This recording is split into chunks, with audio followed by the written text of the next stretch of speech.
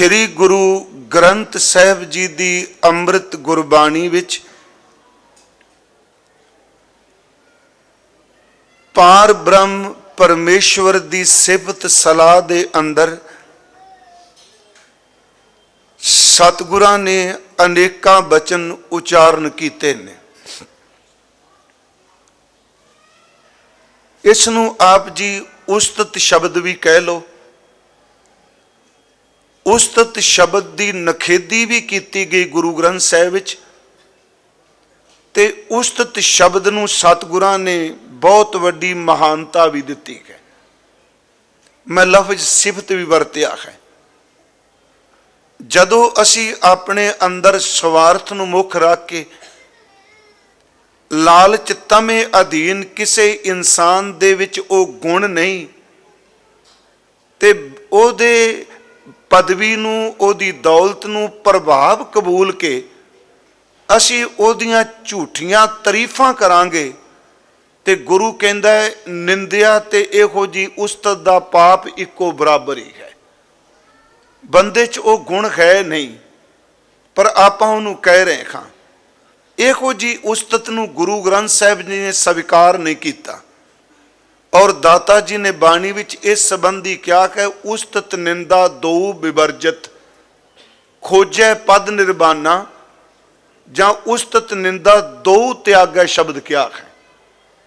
झूठी खुशामद झूठी तारीफ झूठी उस्तत नूं स्वीकार नहीं किया पर जो इत्थे सच दी सिफत है उसनूं गुरु ग्रंथ साहिब दी बाणी ने स्वीकार किया है।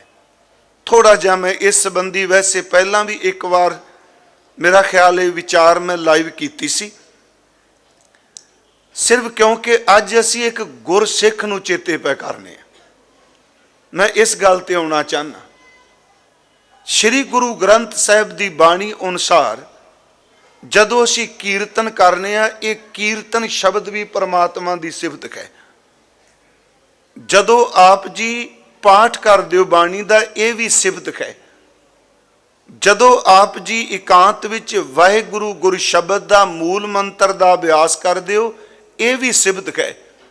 सच एवे कि दुनिया दियां फोकियां गल्लां करन दी थां जदों असी गुरु दियां गल्लां करने ये गल्लां भी सिफत बन जांदियां ने। एक पुरातन सरूप दे विच उहदा हवाला दिता है प्रोफैसर प्यारा सिंह पदम होना ने। है वो वार्तक शब्द नहीं हैगा क्योंकि जिहड़ियां हथ लिखत बीड़ा ने उन्हां दे दर्शन करो बाणी तो बाद कुछ गल्लां वार्तक भी लिखियां ने। जिवें ज्योति जोत समावणे के प्रसंग उस विच 10 गुरु साहिबानां दे ज्योति जोत समाउण दीयां तरीकां भी लिखियां ने। एक बीड़ दे विच गुरु अमरदास दे वार्तक शब्द लिखे आ। मैं अर्ज कीती बाणी नहीं पर जो वार्तक शब्द ने बाणी तो मतलब गुरु ग्रंथ साहिब दे शब्द रूप च नहीं। उहदे च लिखिया गुरु का आखना है भी गुरु अमरदास का आखना है।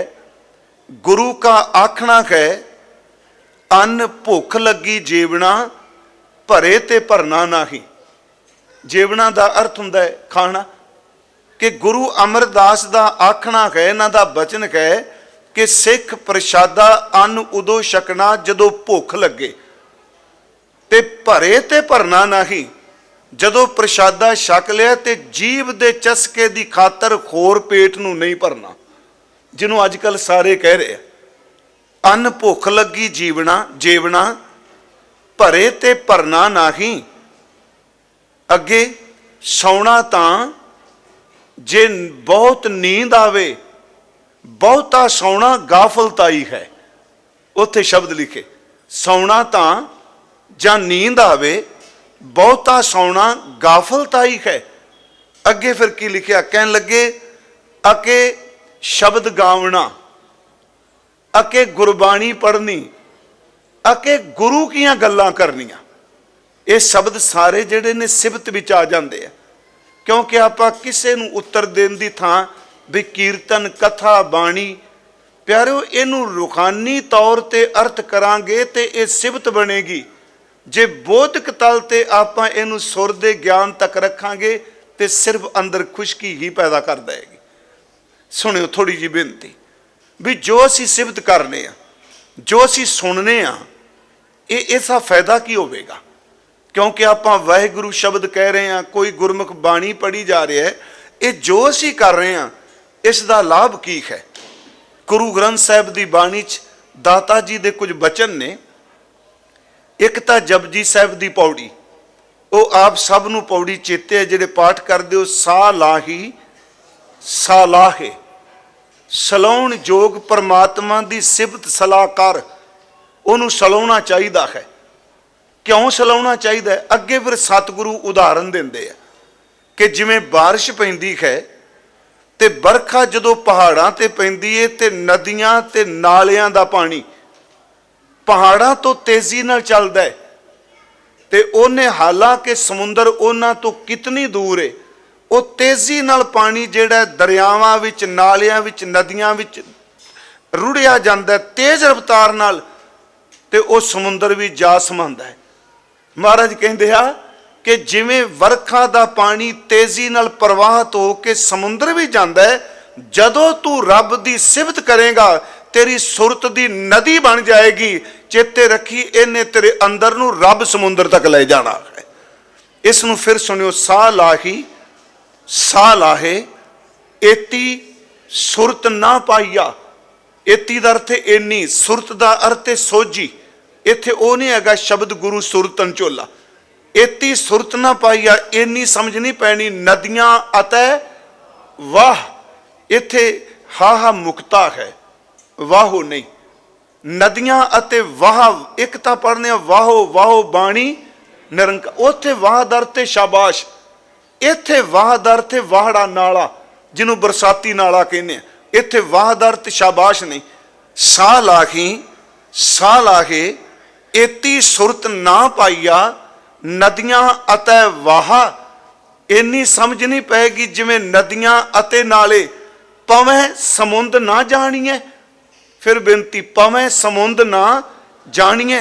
ਜਿਹੜੇ ਨਦੀਆਂ ਅਤੇ ਨਾਲੇ ਕਿੰਨੀ ਦੂਰੀ ਤੋਂ ਸਫ਼ਰ ਕਰਦੇ ਆ ਰਹੇ ਨੇ, ਉਹ ਪ੍ਰਵਾਹਿਤ ਹੋ ਕੇ ਆ ਰਹੇ ਨੇ, ਜਦੋਂ ਸਮੁੰਦਰ ਵਿੱਚ ਉਹ ਮਿਲ ਜਾਂਦੇ ਨੇ, ਨਾ ਕਦੀ ਕਿਸੇ ਨੇ ਸਤਲੁਜ ਦਾ ਸਮੁੰਦਰ ਵਿੱਚ ਪਾਣੀ ਪਹਿਚਾਣਿਆ ਤੇ ਨਾ ਕਿਸੇ ਨੇ ਦਜ਼ਲੇ ਦਰਿਆ ਦਾ ਪਹਿਚਾਣਿਆ, ਤੇ ਚੇਤੇ ਰੱਖਿਓ ਨਾ ਕਿਸੇ ਨੂੰ ਬ੍ਰਹਮਪੁੱਤਰ ਦੇ ਪਾਣੀ ਦੀ ਪਹਿਚਾਣ ਹੈ। ਜਿੰਨੀ ਦੇਰ ਤੱਕ ਸਮੁੰਦਰ ਤੱਕ ਪਹੁੰਚੇ ਨਹੀਂ, ਪਹਿਚਾਣ ਵੀ ਹੈ, ਇਲਾਕਿਆਂ ਦੇ ਹਿਸਾਬ ਨਾਲ ਨਾਮ ਵੀ ਨੇ।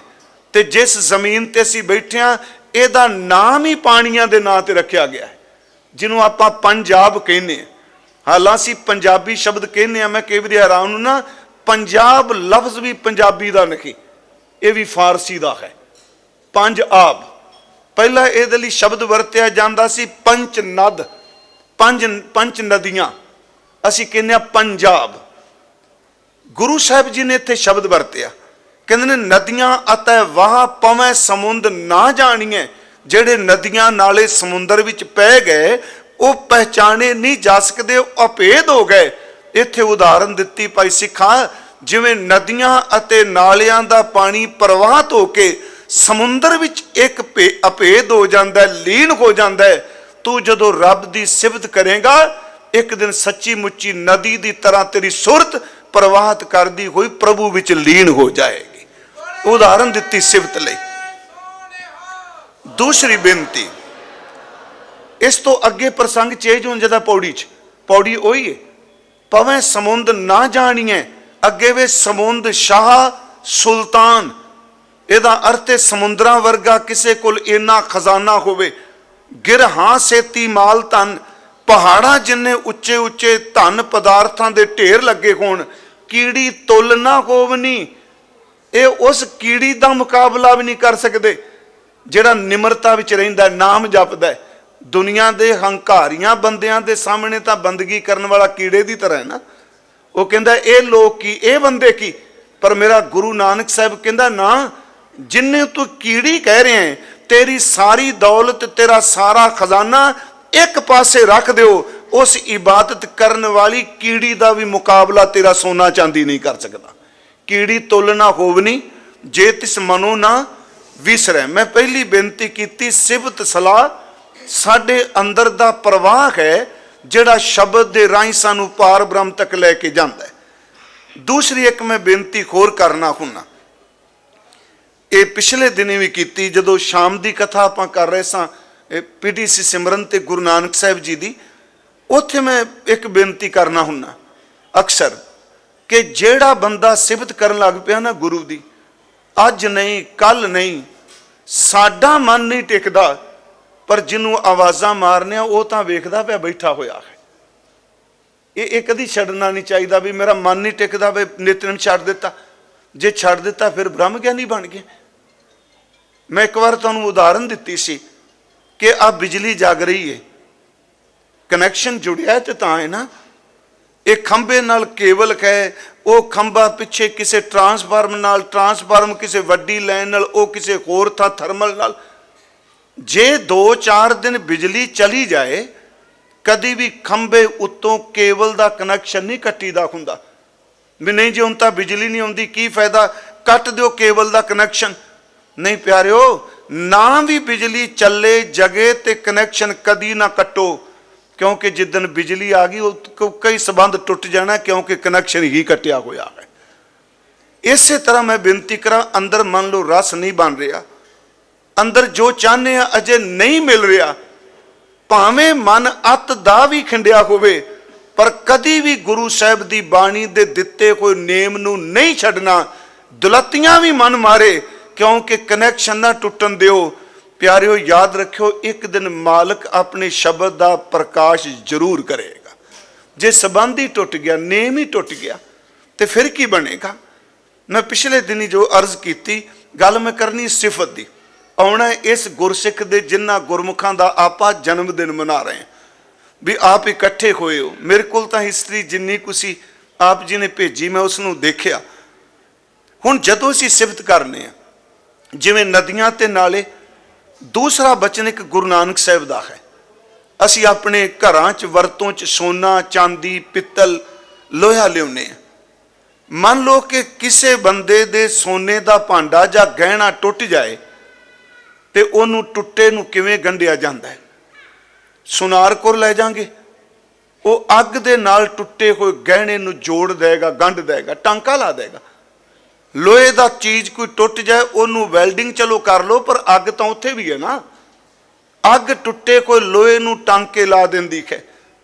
पित्तल दे भांडे टुट जान, कांसी का बर्तन टुट जाए उन्होंने गांडा ला देंदी है। मेरा गुरु नानक साहिब कहंदा, सिखा इहनूं सੱਠ ना पाई, जिवें टुटे कोई मैटल नूं, टुटे कोई धात नूं अग दोबारा गंढ देंदी है। जिस बंदे दा अंदर परमात्मा तो टुट जाए, परमात्मा दी सिफत सलाह सच्ची मुच्ची अग दी तरह उस दे टुटे कोई अंदर नूं भी गंढ देंदी है। सिफत सलाह गंढदी है। गुरु साहिब जी का बचन आउंदा है, कहिया कंचन टुटै सार। मैं सिर्फ एक तुकली काफ़ी उदाहरण मारे ने दित्तियां। कहें दा बर्तन सोने का बर्तन ते सार दर थे लोहा। कहिया कंचन टुटै सार, अग्नि गंढ पाए लोहार। उत्थे सिर्फ लोहार शब्द वरते, अग नाल गंढ देंदा लोहार। महाराज कहते नानक आखे एहो विचार, सिफती गंढ पवै दरबार। महाराज कहते जिहड़ा सिफत करदा है ओहदी गंढ परमात्मा दे दरबार नाल पैंदी। चलो एक उदाहरण होर असी बाणी चों, क्योंकि मैं पहला इस करके नहीं आप प्रमाण देंदे भी संगत नूं पता लगे। आ भी उदाहरण दित्ती, आ भी सिर्फ ये मन है भजदा, इनू काबू करने वास्ते किते कोई फुरना आ ना उठे, उस फुरने का उत्तर मिल सके।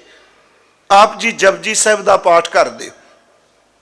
मैं कहना उन्हें जी चौथी पौड़ी है ना जपजी साहिब की, उस पौड़ी विच भी गुरु ने सिफत सलाह ते जोर दिता है। साचा साहिब साच नाए, परमात्मा सच है, ओदा नाम भी सच्चा है। भाख्या भाओ अपार, उसकी जिहड़ी भाख्या ओदी जो बोली है, जो ओदी भाषा है, उत्थे गुरु साहब ने किसी भी उस लैंगुएज का, उस भाषा का जिक्र नहीं किया जिहड़ा मनुख अपने मूँह तो बोलता है। इत्थे किसी भाषा का जिक्र नहीं। ये नहीं कहा भी जिमें वो संस्कृत च बोलोगे तां समझदा है, अरबी च बोलोगे तां समझदा है, जे तुसी फारसी च बोलो तां समझेगा। गुरु साहब ने किसी भी भाषा का जिक्र नहीं किया।